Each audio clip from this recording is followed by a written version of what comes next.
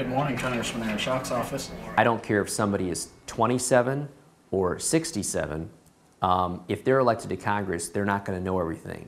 Is it up 1, 4, 2, 3? I'm the first to admit that I've got a lot to learn, that I'm not an expert on all issues. What I believe the most important characteristic for a representative, or the most important characteristic for anybody in elected office, is to be a good listener, to be willing to exercise humility and ask for help and advice from those experts in their field. I beat the school board president with 60%. So I went on the board at 19 years old, 40,000 votes cast, and I won by 235 votes. So that's how I got into the state legislature then.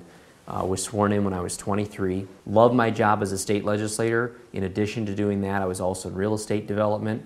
And then my congressman announced he was going to retire. And with all things in life, timing is everything.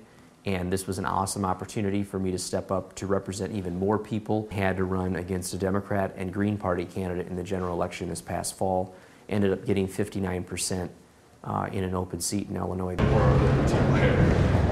You know, I feel like I've been very blessed to be able to do this at the time in my life that I'm in. I don't have a spouse or children. I have a very supportive, immediate family back home. Right now, I'm able to focus 100% on this job.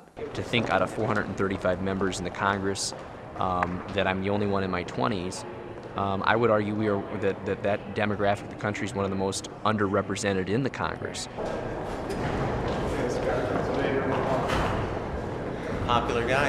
Yeah. And I might suggest that it will be my generation who will be most affected by the bills and the laws that we are voting on today in the United States Congress. BRAC realignment with the base closures. Peoria is home to one of the Air Guard bases. I need it. I really have to go. Okay, let's go this way. Let's go outside. It's no secret that we got our tail handed to us in the last election. Right. Partly because 3/4 of 18 to 25-year-olds voted for President Obama. Now, some might suggest, well, that's because they agree more with him. I'd suggest that he did a better job of communicating with them. To me, the best benefit for long-term growth will be to continue to incentivize entrepreneurialism, risk-taking, investment, and in order to do that, the best way to do that is through tax incentives that promote that. Cool?